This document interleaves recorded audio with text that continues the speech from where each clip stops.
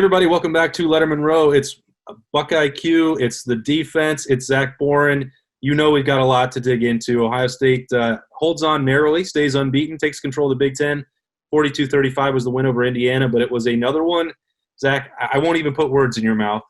What do you make of the defensive effort on Saturday? They got a victory. That's the number one thing, right? Hey, listen, it's a Monday morning, man, after a top 10 matchup. We got some juice flowing because there's a lot of things to talk about. Man, anytime you give up almost 500 yards of passing offense to an Indiana Hoosiers team, and I already phrased it with saying that it was a top 10 win and a top 10 match. But let's be honest. Let's go back to our Thursday night ordeal at Urban Meyer's Pint House. We all talked about it. It's Indiana still, right? Even though it's a top 10 matchup, this game should not have been that close. It should have continued going how it was going when it was 35-7 in the second half. They should just finish it off then. Man, there are some things to worry about in the back end, and if you are the Buckeyes, you better start correcting them. I don't think you're really threatened over the next 3 weeks with your three matchups. But, man, you got Big Ten championship game and you've got a Final Four game coming up, and all those teams can throw the football. Yeah, I think it's certainly an interesting situation because Illinois, Michigan State, the rivalry game, and then potentially Northwestern now. None of those teams are going to blow you away with their passing attack, but the same is also true of a typical non-conference schedule, right? So maybe Ohio State uses these 4 weeks, and even if they won't be truly tested, they still get valuable reps. They get more comfortable. They figure out maybe if there's a personnel change that needs to be made. That's almost how you have to use this stretch. You have to, and this is where the leadership needs to step up too. If I'm Tough Borland, I know this happened multiple times when I was playing, right? Those guys respect other guys on the field, right, or on the team. Tough Borland needs to step up and say, hey, DBs, get your you-know-what together, right? That's when during practice, on a Tuesday practice, when, it's full pads and guys are going live, that's when you start calling people out, right? If the offense gets one completion, if, Garrett Wilson or Chris Olave are getting completions on the secondary in 7-on-7 or in team when it's 1 versus 1s, guess what? As a middle linebacker, as the quarterback of the defense, that's where you step up and be like, boys, what are you doing? Let's go. Like, if you're letting passes being completed, now on a Tuesday practice, you're going to get passes completed on a Saturday, right? Like, it's time for you boys to step up and freaking finally get your act together, right? And it's funny because Christian Bryant actually called me this morning, right? And that was the free safety that played, when I was playing linebacker. And I can't tell you how many times where when you have a legit defense, you got everyone holding everyone accountable, right? Christian Bryant would be yelling at the linebackers and D-line. We'd turn around and give what to the DBs, because guess what? You need to breed excellence. You need to hold guys accountable. Yes, you're a team, but there's something to be said about when you really want to start dogging people and holding people's feet to the fire or whatever. That's when leadership needs to be brought up, and guys need to stop being so scared about, hey, we're Ohio State, everyone's got feelings, and everyone's got their egos. Egos aside, it's time to get the defense, all 11 guys playing together and all 11 guys playing to their best capability. Yeah, I can only imagine what Christian Bryant had to say about what we'll watch here. Sounds like, Zach, you need to bring it out to weekend kickoff this week. We'll deal with that later on. CB2 out there. But we've got the tape right now, and so Zach's fired up. It's BuckIQ. Let's roll the tape.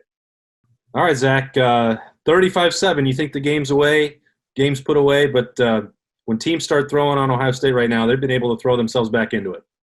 Yeah, no doubt. And this is the problem right here, right? And, we're going to see this more from the end zone view.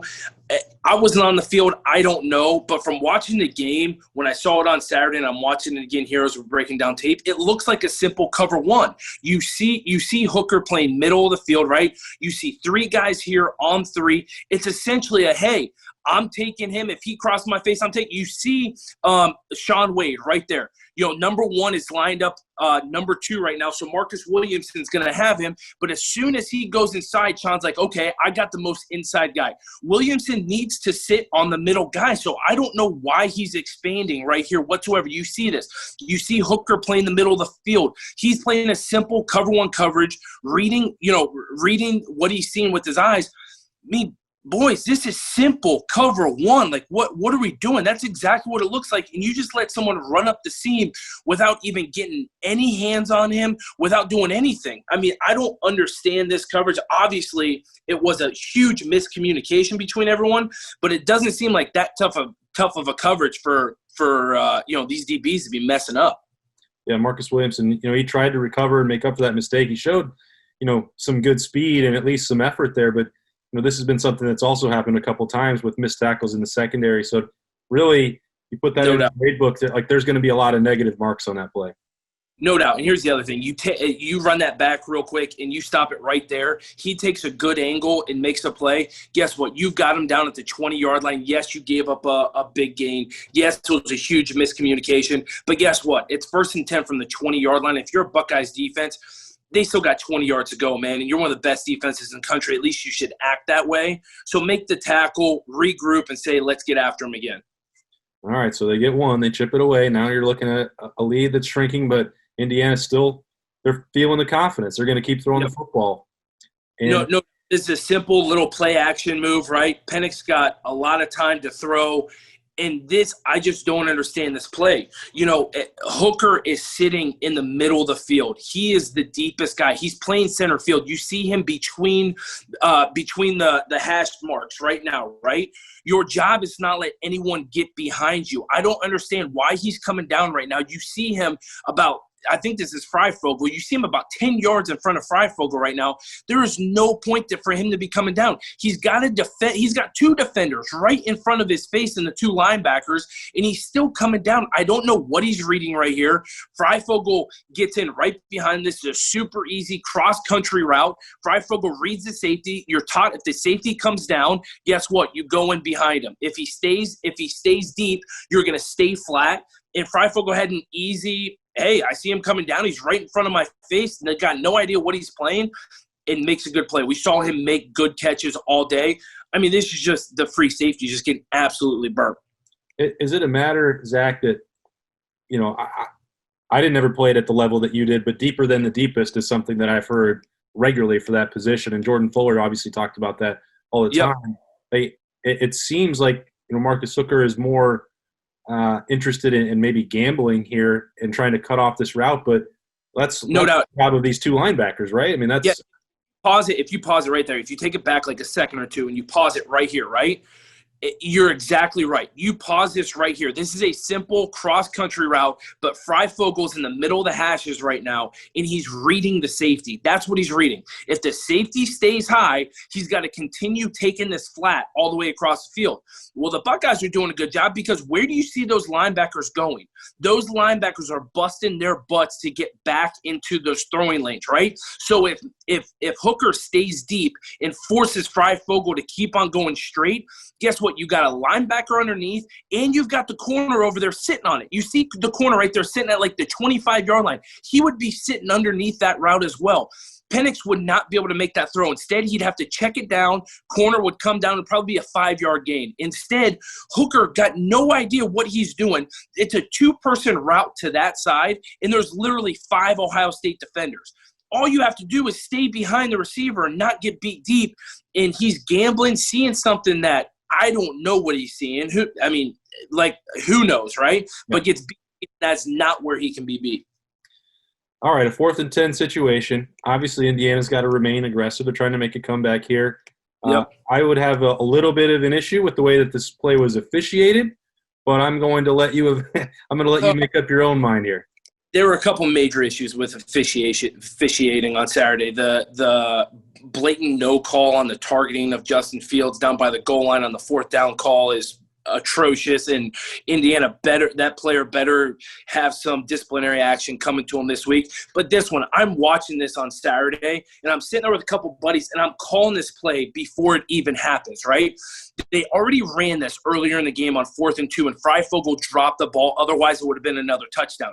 You see this. If you run it back to the start of the play right here, you see, hey, guys, look how tight these wide receivers are, right? Look at the spacing of the wide receivers. If you are the linebacker in the corner right now, you are yelling at each other back and forth. Watch the pick, watch the under, like you are yelling these things. Sean Wade takes, Freifogel, he's going up the field, right? If you're the linebacker right there, and I think it's Baron Browning, you've got to play over top of that. Somehow, someway, you should see it coming. You've got safety help over top. You see the safety behind you on the S, basically, right? You've got to play over top of this and see it coming based off of the alignment before the ball's even snapped, right? If you see this, you can play over top of it, stay on his back hip. It's 4th and 10. Who cares if you give up an 8-yard completion, right? Guess what? It's still Buckeyes football.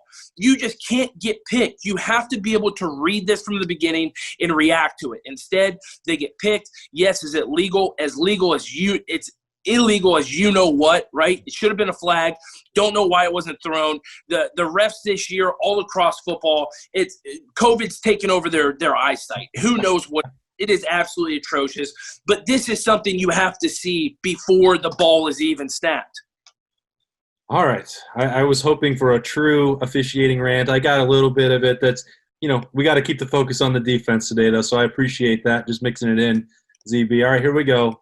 This will be the last time Indiana scores, but this another one that'll stick in the mind. Shaun Wade just had a rough couple weeks. He did get the pick 6. That was the margin of victory here, but I don't know what it is. He has not had maybe the year that I expected he would on outside cornerback, Zach.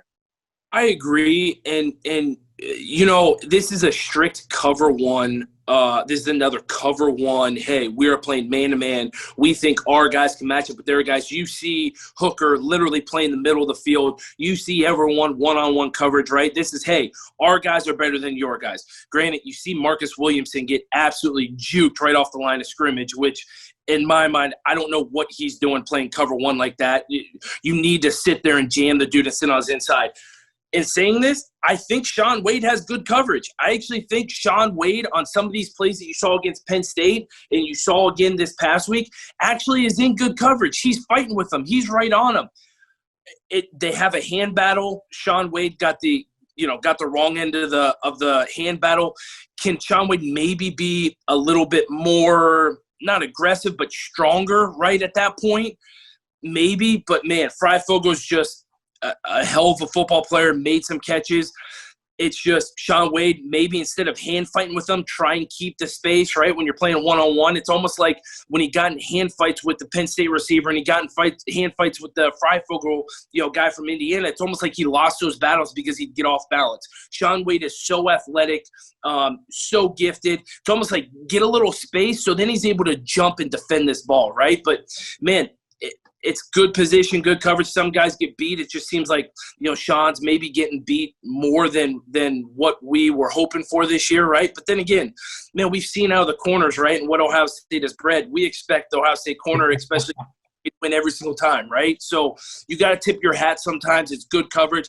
I'm actually more worried about some of the other man coverage that was played on this play where the ball didn't go. Right. You look at it, I mean, if the standard wasn't high for Ohio State, we wouldn't even be breaking down this BuckIQ. We'd be celebrating exclusively a 42-35 win. But that's, better than anybody. That's the silver bullet standard. Excellence is required to put on that scarlet and gray. That's why we're talking about it right here. Excellent analysis and insight, as always, from Zach Boren. Appreciate that on BuckIQ at Lettermen Row every week. We've got more coming from Zach this week. Stay tuned for that. We'll see you next time.